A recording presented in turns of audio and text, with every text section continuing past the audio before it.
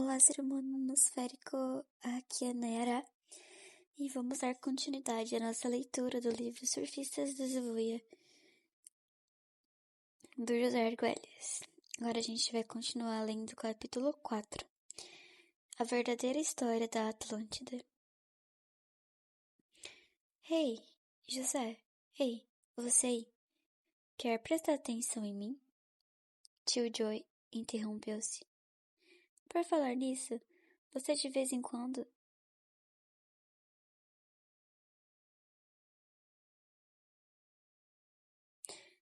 Por falar nisso, você não se importa se eu chamo de José de vez em quando, né, meu caro? Ah, tio Joy, é você outra vez? Respondi. É claro que não me importa se me chamar de José, mas eu pretendia mesmo lhe perguntar por que me chama de meu caro. Claro que há uma razão para isso. Tio Joy deu uma risadinha disfarçada. Você é um brotinho terrestre, uma coisa que sai da terra, um cara legal. Siga o programa, harmonize o seu holograma. Tio Joy teve outro acesso de riso. Não havia dúvida sobre o fato. Tio Joy estava se tornando cada vez mais íntimo de mim, e era muito persistente, aparecendo com frequência em momentos inesperados. Ele cortou com o hábito de só vir me visitar durante minhas sextas. Agora, eu nunca sabia quando ele iria aparecer, mas podia ver que as coisas estavam se tornando sérias. Então ouça, José. Tenho uma confissão a fazer. De que se trata? Perguntei, de certa forma desconfiado de alguma coisa. Bem, mas quem sabe ele estava sendo sincero dessa vez. Eu não fui legal com você, garoto. Fiquei empolgado por me permitirem jogar xadrez arcturiano. E isso me virou a cabeça. Devo-lhe um pedido de desculpas e uma boa dose de explicações. É mesmo? Essa era uma nova jogada sua. Afinal, talvez o tempo que estava passando na AA Midway Station o estivesse tornado humilde. Que tipo de explicação? Perguntei, intrigado de verdade. Sobre o que está acontecendo. Como você sabe, você me interrogou sobre o que estava acontecendo com o planeta e eu lhe dei uma torrente de informações. Isso não foi justo. Foi informação demais. Dessa vez, quero ir mais devagar, porém tenho que te contar uma história. Uma história? Que tipo de história? Bem, trata-se de uma história sobre Atlântida. A Atlântida? Perguntei. O que a Atlântida tem que ver com os maias? Agora eu estava me sentindo inseguro. Iria Tio Joy atingir-me de raspão com alguns contos estranhos, ocultos e chocantes? Não se preocupe, José. Este não é mais um modismo do tipo New Age, e os maias têm bastante a ver com isso. É o seguinte, você descobrirá que eles não eram apenas um povo antigo.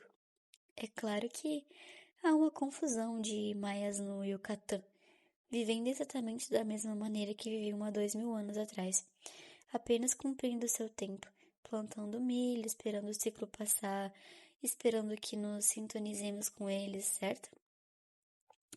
No entanto, você também sabe que os maias tinham algo a ver com a convergência harmônica, exatamente porque o calendário deles está sintonizado interdimensionalmente com a grande central Runabku, de um modo diferente de qualquer outro calendário humano. Você mesmo chama essa conexão de fator maia, porque está totalmente em sintonia com a questão do tempo. E os maias, bem, eles inventaram o tempo, certo?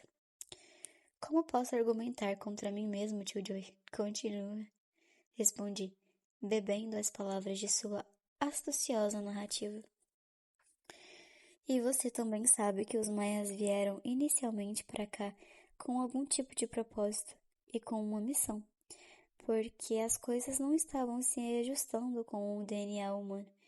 Eles vieram para mostrar que é possível viver harmoniosamente com a natureza e vieram para deixar seu cartão de visitas, o que você chama de constante galáctica, o módulo harmônico de 260 unidades. Algo nesse planeta não lhe dá uma sensação sobrenatural? Algo como um paraíso perdido, embora ainda não o paraíso reconquistado?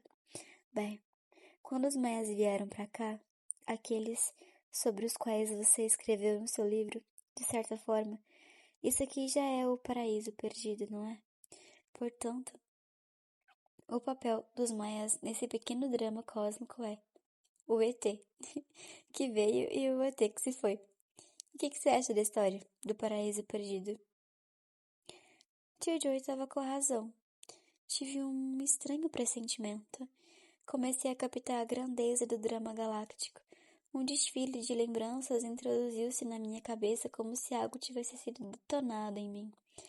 Através de um incrível circuito do Zuvuia, pude ver Cristo no Getsemane, não sei pronunciar isso aqui, galera.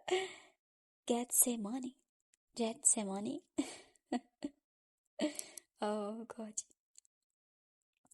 Lúcifer, com sua horda de anjos rebeldes, mundos e sistemas estelares movendo-se ruidosamente através do espaço, padrões geométricos e estruturas celulares coordenadas, lampejos de cidades de cristal, piramidais, estranhas e exóticas emergindo em desertos e saindo do fundo de oceanos, explodindo em nuvens encampeladas cor de laranja e violeta em incontáveis planetas por todo o universo. Bum, bum, blá, blá. O que tá acontecendo? Tio Joy estava rindo, embora o som de seu riso desse muito mais a impressão de que ele estava soprando através do seu kazoo, procurando por pastilhas para a tosse da zona crepuscular. Ok, você captou a imagem, ele continuou.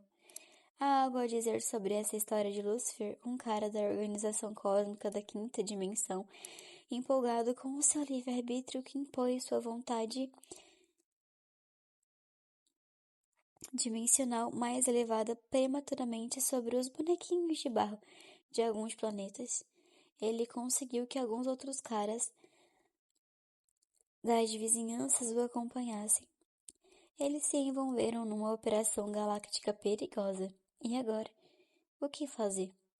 O pessoal da alta roda da chefia dimensional colocou de quarentena e aos 37 planetas envolvidos e anunciou: nenhuma interferência nesses planetas até que o material genético amadureça a ponto de entendermos o real significado da responsabilidade e do livre-arbítrio.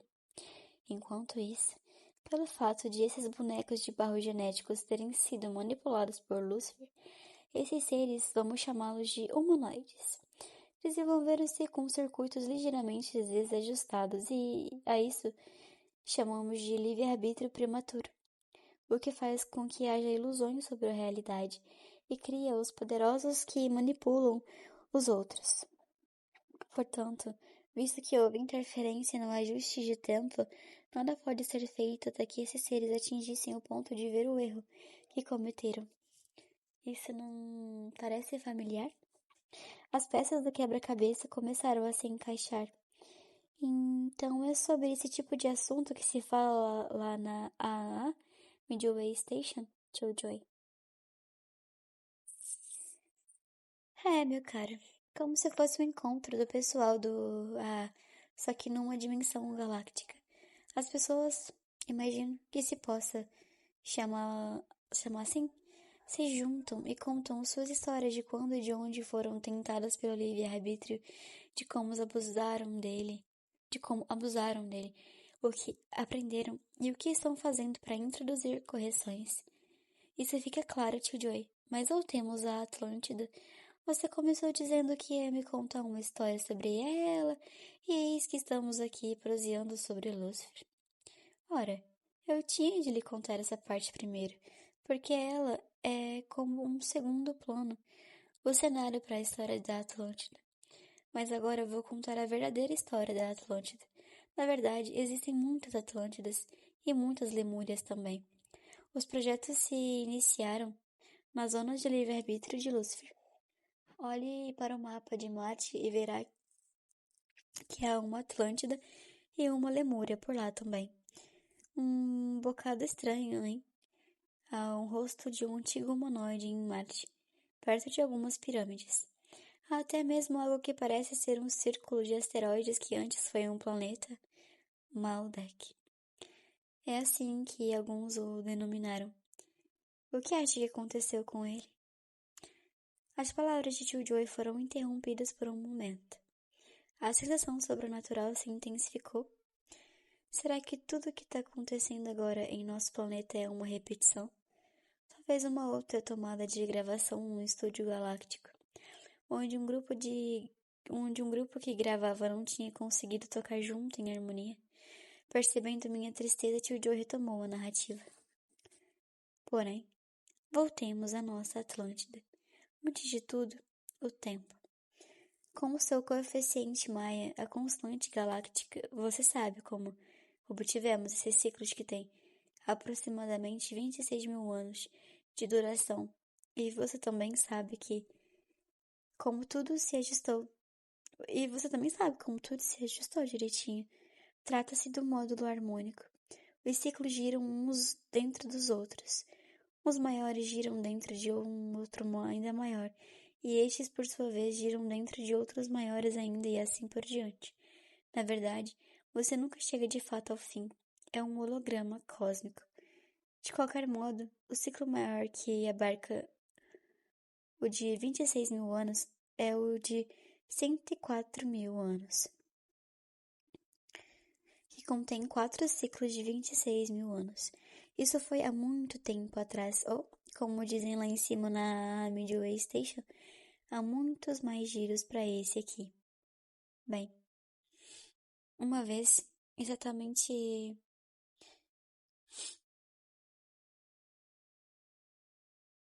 antes desse ciclo de 104 mil anos, em outra parte da galáxia houve um planeta, e esse planeta era chamado Atlântida. Algo no modo como Tio Joy pronunciou a palavra Atlântida fez parecer poética, macia e estranha. Senti que mais lembranças eram detonadas, desalojadas de alguma prateleira subterrânea na parte posterior do meu cérebro. Atlântida, continuou Tio Joy. Esse planeta era muito evoluído. As coisas estavam caminhando na direção certa, e eles estavam captando uma imagem muito clara. Mas, certo dia, tornou-se evidente que uma catástrofe cósmica estava se aproximando deles. Esse é o tipo de coisa que acontece para nos testar, para nos apresentar um outro desafio. Isso sempre acontece quando as coisas estão super boas. De repente, bang! Você é atingido na cabeça e alguém diz: Ei, seu Palermo, pensou que já tinha alcançado o topo? Bem, foi exatamente isso que aconteceu em Atlântida. Não foi um erro deles, de fato, apenas um teste. Ora, antes de eles darem um basta para esse planeta condenado, foi convocado um conselho lá em cima. E desse conselho 12 membros foram enviados para Atlântida. O que fazer? O que fazer? Os anciões de Atlântida se encontraram com os 12 membros mais velhos do conselho lá do alto. A preocupação era de salvar as conquistas já conseguidas pela Atlântida em termos de evolução. O que você entende por essas conquistas e em termos de evolução, Tio Joy? Eu o interrompi. É o seguinte. Aqueles atlantes de fato trabalharam com afinco e coletivamente estavam se aproximando da graduação principal. Você vai entender já já. Apenas escute, apenas ouça. Portanto, eles tinham vindo com um plano. Não era fácil. Havia um núcleo com 144 mil atlantes. Eles dividiram esse núcleo em 12 grupos. Cada um desses grupos subdividiu-se em outros 12 grupos, continuando até se ter 12 mil subgrupos. Seu número maia, 13, está incluído porque no centro de cada grupo de 12 havia um 13º invisível. o elo vertical interdimensional de tempo. Você pode dizer que o 13 representa a soma espiritual de quando se tem 12 juntos, portanto, de qualquer modo, todos esses grupos estavam interligados. O próximo passo era descobrir para onde ir e o que fazer. Decidiu-se migrar para outro planeta, visto que se tratava de um tipo de experiência que eles tinham de descobrir um planeta na zona experimental da galáxia. A zona experimental? Ué, tio Joy, que tipo de universo que é esse? É isso mesmo, José. A zona experimental. Trata-se desses emaranhados de Lúcifer. Seja como for, o planeta para o qual eles pretendiam ir estava localizado num sistema estelar que atualmente faz parte do sistema das Pleiades. Acaso você sabia disso? Sabia que o ciclo de 26 mil anos tem relação com o fato de o nosso Sol rodar ao redor das Pleiades a cada 26 mil anos? E a cada 104 mil anos ele gira 4 vezes ao redor delas. Esse é um ano super solar. Como? Mais lembranças estavam dançando na parte posterior da minha cabeça, porque isso tudo começava a me parecer estranhamente familiar. É verdade, meu caro. Trata-se de uma peça importante. Veja, o Sol central para esta parte da galáxia está localizado no que vocês chamam de Pleiades. O nome desse Sol é Alcione. A estrela seguinte depois de Alcione é Maia. Está juntando os pontos? Eu estava. Não havia dúvida sobre isso. Luzes acendiam-se por toda a minha cabeça. Naturalmente, para que os Atlantes chegassem ao que é hoje é a sétima estrela do sistema centrado ao redor de Alcione. Peraí, vamos voltar. Rebobinando, volta. Naturalmente, para que os Atlantes chegassem ao que hoje é a sétima estrela do sistema centrado ao redor de Alcione, todo o plano tinha de ser examinado com o guardião da estrela central, o grande mago das Pleiades, o ancião dos dias, Leif-Tez-Tizun. Ele é o seu tio-avô, como sabe. Meu tio-avô? Não acredito. Ora, você sabe que eu sou seu duplo na quarta dimensão e que somos parte desse sistema chamado Terra, que gira ao redor do Sol, que os maias chamam de Ahalkin. E lembre-se de que somos todos parentes próximos. Os guardiães do dia são os Akin e nossa estrela Ahalkin. Obviamente, se relaciona com o Sol central, Alcione. Ahalkin, o nosso Sol, é a sétima estrela a girar ao redor de Alcione. O guardião da nossa estrela é Ahalkinit. Naturalmente, Ahalkinit é parente próximo de Leif-Tez-Tizun. Mas quem são essas pessoas? Ahalkinit, Leif-Tez-Tizun, Kinit Ahal, são entidades luminosas de quinta dimensão, meu amigo. Assim como eu sou seu tio, eles são seus tios-avós. Mas o verdadeiro grande tio-avô é Leif-Tez-Tizun. Eles são homens? Só porque você é um homem? Se você fosse uma mulher, eles teriam de ser mulher também? Na verdade, eles têm os dois sexos, mas não nos afastemos da história. Assim que Leif-Tez-Tizun foi informado do objetivo da Atlântida e pensou sobre o caso, ele deu sua resposta. Com esse grupo evoluído de Atlantes, posso acelerar minha própria graduação. Eu poderia estar pronto e me graduar em 104 mil anos, pelo padrão terreno. Os 144 mil que estão se preparando para graduar-se podem completar esse tempo no planeta Terra, mas terão de esperar 4 ciclos. E quando chegar a hora, em 104 mil anos de viagem pelas estrelas, eles poderão me substituir. Os Atlantes podem ajudar esse planeta ocasionalmente, mas não agora. Terão de esperar 78 mil anos, antes de poderem pensar em se misturarem. Mesmo assim, terão de ser cuidadosos. Esse planeta está numa zona perigosa. Os Atlantes correm risco de se afogar. À medida que o tio Joe relatava as palavras de Leif-Tez-Tizun, quase pude ver esse guardião do Sol central, um mago andrógeno, solitariamente atravessando um período que deve ter parecido uma eternidade dentro das ardentes câmaras dimensionais daquela estrela distante Alcione. Assim que souberam para onde ir, continuou Killjoy, os 144 mil Atlantes formaram suas redes transmissoras de luz, exatamente um pouco antes de acontecer a catástrofe do seu planeta Atlântida, que queimou até não haver nem mesmo cinza vulcânica no espaço. Começou a migração interdimensional. Ora, aqui embaixo não houve somente uma Atlântida, foram 3 fases. Cada uma delas percorreu um ciclo de 26 mil anos. A primeira durou de 104 mil até 78 mil anos atrás, a segunda de 78 mil anos até 52 mil anos atrás, e a terceira de 52 mil anos até 26 mil anos. Naturalmente, os Atlantes estavam sob ordens estritas de não se misturar ou de procriar com outros povos, e não desobedeceram a essas ordens. Seja como for, também não queriam. Você sabe como eram as coisas há 104 mil anos atrás, não sabe? Na ocasião, só havia tipo humanoides. A busca pelo fogo era o mais longe do que a gente havia chegado. A gente era muito primitivo. De qualquer modo, as 2 primeiras Atlântidas foram destruídas por eventos naturais cíclicos, como sabe, quando um desses ciclos anuais de 26 mil anos se encerra, acontecem sempre algo da maior importância. Algum tipo de convulsão elemental, pode tratar-se de um dilúvio se a Terra for camarada, apenas uma era glacial. Você ainda é jovem, meu caro, portanto assistirá aos acontecimentos do ano 2012. E, por certo que sim. Está sugerindo que a Terra pode desviar do seu eixo, podendo haver uma mudança de polo? Pode acontecer. Ou talvez uma novidade glacial. Na verdade, é essa a impressão que se tem agora. Ou talvez haja uma combinação de eventos, quem sabe.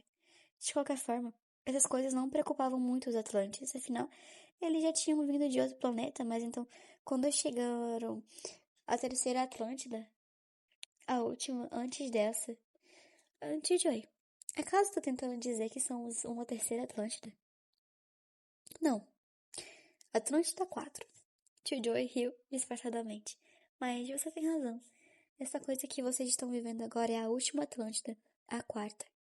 Há uma amnésia global no que se refere ao assunto. Portanto, continuamos a criá-la, embora inconscientemente. E esse é o problema. Inconscientes, sem nenhuma lembrança. E é por isso que agora temos esse grupo. Amnésicos da Atlântida.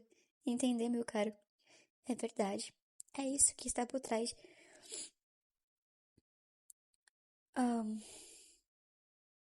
É isso que está por trás dos fatos do amnésicos de Atlântida.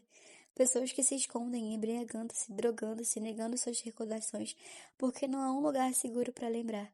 Mas depois dessa quarta Atlântida, não pode haver mais nenhuma, ao menos neste planeta. As opções já foram usadas, e esse é um ponto importante de que se deve lembrar, amigão. Mas voltemos à nossa história. A terceira Atlântida ficava embaixo da água, grandes domos de cristal, sob o que vocês denominam de Oceano Atlântico. É o mistério do Triângulo das Bermudas. Lá estão os remanescentes da zona da terceira Atlântida interdimensional. Sob a água, eles tinham boas comunicações com os golfinhos. Esses, como você sabe, vieram originalmente do sistema estelar Sírio. Não é incrível? É incrível sim, tio Joy, respondi. Imagens de golfinhos vibratórios viajando através do espaço interestelar, surfando num raio-maia interdimensional, passaram rapidamente pela minha mente. Você está de fato ampliando os meus horizontes, tio Joy. É uma questão de estar no território, meu caro. Você estava querendo jogar interdimensionalmente, então. Eu tô lhe dando essa oportunidade. Agora, em relação aos Atlantes, com o passar do tempo, eles se meteram em grandes encrencas. Começaram a viver desrespeitando a lei cósmica. Bobearam com as leis da natureza. Isso se chama desconectar-se da sabedoria e do conhecimento. E pior ainda, eles começaram a dedicar-se a jogos de poder. Algumas pessoas se deixaram enganar, entregando seu poder a outros, e naturalmente eles estavam ali, dispostos a assumi-lo. Quando isso começa a acontecer, sempre ocorre o pior. Pessoas impondo seu poder sobre as outras. Esse é o momento em que o cosmos diz não, não, para o jogo do controle. Bem, isso foi o fim, em que provocou a destruição. poder sobre a natureza e poder sobre os outros. Sempre que isso acontece, não dá outra. Isso te parece familiar? Claro que sim, tio Joy. Tive de concordar. É o que estamos fazendo aqui na Terra. Entra dia, sai dia, e de todos os modos possíveis, do berço à sepultura. Pois é realmente familiar. Portanto, nessa ocasião, os 144.000 já haviam esquecido da sua missão. As coisas andavam mal. O último rei da Atlântida era um homem chamado Marcos Morpheus, e durante o seu reinado ele usara drogas para deixar as pessoas inertes e privadas de seu poder. E eles tinham instrumentos de cristal semelhantes a fones de ouvido que usavam para controlar as pessoas. Controle. Essa é a maior. Controle. Você alguma vez notou que esse botão, o botão de controle, é que mantém as coisas fervilhando? Ninguém quer abrir mão do poder. Enquanto eu pensava na pergunta do tio Joy, um mal-estar tomou conta de mim. Meu plexo solar captou uma sensação de aperto. Haviam apertado o meu botão. Senti a luta para manter o controle. Controle de quê? E por que razão? Proteção, controle, resistência, castigo. Todas essas coisas se incorporavam na escura teia de confusão compulsiva chamada vida moderna. Portanto, a terceira Atlântida explodiu. Tio Joe retomou o fio da narrativa. E explodiu bonito. Um cataclismo, uma cena horrível. Todas as cúpulas de cristal se despedaçaram, os oceanos se elevaram, a terra tremeu, a Atlântida foi para o fundo do mar. E essa foi a Atlântida de Platão. Sumiu. Que história! Ela me deu calafrios. Está afundando em meu caro. Tio Joe riu disfarçadamente, apreciando a própria narrativa. Bem, no tempo em que isso aconteceu, a Terra naturalmente estava mudando para sua próxima fase evolutiva, como uma idade glacial em perspectiva, até que finalmente os humanoides foram preparados para sua grande hora de evolução. Foram chamados de Homo sapiens. Eles surgiram exatamente nessa ocasião. Estavam muito próximos dos Atlantes no que se refere ao potencial, e visto que esses haviam criado a devastação em nosso planeta, como recompensa kármica, a Terra agora recebia sua encarnação. Eles nasceram entre os Homo sapiens, e esse foi o karma deles. Eles não poderiam ser puros Atlantes nunca mais, mas esse Homo sapiens já estava se desenvolvendo em situações de... Mas esses Homo sapiens já estavam se desenvolvendo em situações desvantajosas. Lembra do Lúcifer? Os humanos já tinham seus fios genéticos um tanto confusos. Sofriam das tendências de usar prematuramente o livre-arbítrio. Portanto, aqui chegamos ao paraíso perdido. E nessa época os Atlantes já estavam mais misturados entre nós. E tratava-se da última era glacial. Que espetáculo! Mas não foi tão ruim assim. Os líderes descobriram uma coisa realmente inteligente para fazer. Veja você, as pessoas daquela época tinham pouca tecnologia material e com a idade glacial houve pouca chance para desenvolver. Mas eles ainda estavam bastante sintonizados com seus corpos de sonho, com seus duplos da quarta dimensão. Portanto, o que decidiram fazer foi sonhar o sonho coletivo. Sabiam que a idade glacial não ia durar para sempre, e ao sonhar seu sonho coletivo, o faziam criando as coisas que teriam de fazer depois que a idade glacial terminasse. Eles podiam sonhar com suas ferramentas e com suas tarefas, podiam sonhar com qualquer coisa. Espertos, não? Esse é o que vocês chamam de Homo sapiens. E assim o fizeram. Entraram no tempo do sonho juntos, coletivamente. Usaram sua percepção extrasensorial para bons fins. Todos à volta do planeta, pequenas tribos, pequenos clãs de gelo, dormindo juntos, com as cabeças juntos do fogo, sonhando o mesmo sonho. Uma rede de sonhadores. E pelo fato de haver Atlantes entre eles, com o passar dos anos, de séculos, de milênios, eles lentamente criaram uma Atlântida coletiva, sonhada, que tinha a ver com a Atlântida de antes e também com a Atlântida que ainda está por vir. E a terceira Atlântida imaginária, como a que antecedeu também, explodiu. Foi um verdadeiro trauma. Todos tiveram o mesmo pesadelo coletivo. Acordaram assustados e confusos, ninguém era capaz de lembrar muito bem do que havia acontecido. E isso se passou há 12, 13 mil anos. Os mamutos já haviam desaparecido. A terra estava quente, e as pessoas tiveram de juntar os pedaços, os fragmentos do sonho, e tentar fazer o que haviam sonhado que fariam. Joy fez uma pausa. Ouviu um zumbido em meu ouvido e podia sentir a tristeza daquele tempo. Havia sido horrível. Lentamente, Joy continuou sua narrativa. As pessoas juntaram as peças o melhor que puderam. Alguma coisa no sonho que recordaram-lhe lhe disse algo sobre sementes e plantações. Portanto, começaram a encontrar sementes e a plantá-las.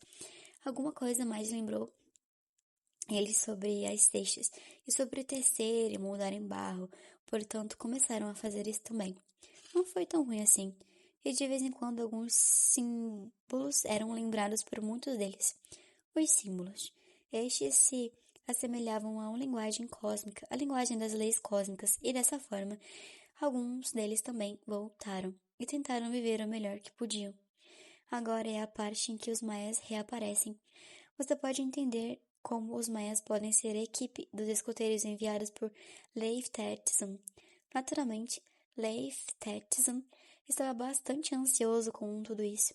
Ele estava à espera da graduação em 26 mil anos e agora isso atingia como um retrocesso. Os 144 mil tinham se colocado num maldito de um lugar, misturados com um grupo que mal havia começado a sonhar com a civilização, e eles já haviam passado por isso um bom número de vezes. Na verdade, os Atlântides estavam dispostos a fazer tudo de novo antes de obterem sua graduação. Por volta do final da terceira Atlântida, os maias foram enviados para fazer uma avaliação. Será que o projeto poderia ser salvo? E eis que o Leif Tetzum pediu aos maias descobrir se o projeto Terra era um projeto evolutivo concebível ou não. Leif Tetzum não precisava de uma redução do seu imposto, ele precisava da graduação. Portanto, os maias vieram e examinaram o cenário. Algumas equipes ficaram aqui fiscalizando durante uns poucos milhares de anos para fazer um relatório a Leif Tetzum. Ouça com atenção, José.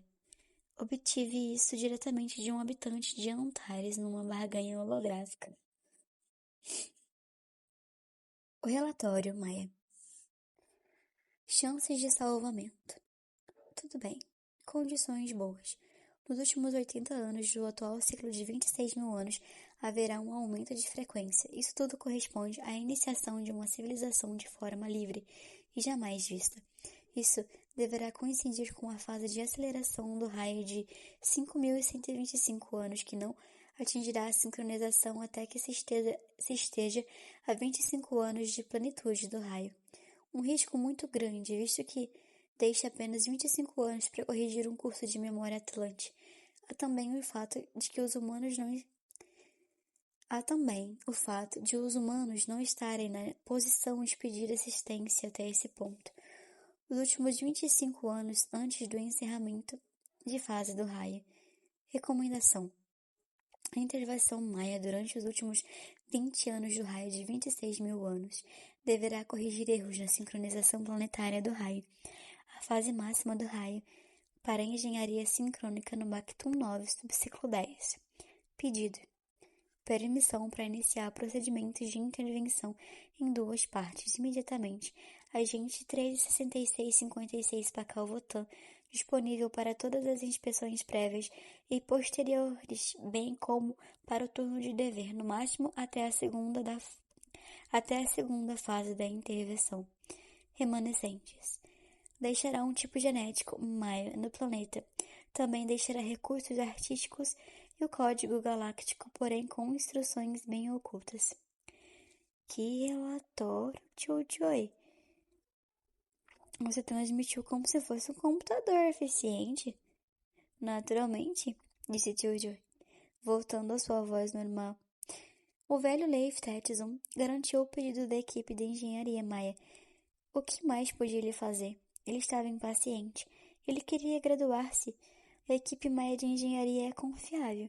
Ninguém consegue um mapa melhor e mais inteligente do que esses maias quando o assunto é viajar interdimensionalmente. E ninguém pode vencê-los em jogos de intervenção planetária. Eles se disfarçam tão bem que dificilmente alguma pessoa descobrirá que eles são ETs. Entendeu direitinho, meu caro? Eu havia perdido o fôlego. Seria o verdadeiro objetivo esse? Que incrível. Enfim, o resto é história. Tio Joey falou rindo. Contudo, ele tinha razão. O resto é história. Pelo menos até agora. E pode ser que agora a história tenha acabado. Então me diz, tio Joey. Você quer dizer que a convergência harmônica foi um sinal plantado na Terra? Um sinal que foi adicionado exatamente naquele momento no tempo? Se compreendo bem, é isso mesmo. Foi um sinal incluso, dirigido ao programa genético ou ao programa planetário. Como você preferir. Tudo está incluído no raio, seja qual for o seu ponto de vista. E agora, o que acontece? Onde que estão os Atlantes? Como podemos recuperar nossa memória? Acaso os Atlantes ainda se lembram de que são Atlantes? Os maias estão voltando? São eles que estão por trás dos UFOs? As perguntas me assaltavam a imaginação sem intervalos. Na minha mente havia um rebuliço de imagens de cidades subaquáticas que eram lentamente varridas e reformuladas pelas dunas de areia. Além de discos metálicos, os UFOs que zumbiam e percorriam impetuosamente o holograma planetário, destroçado pela amnésia. Calma, José, fica frio. Volte à sua forma de onda.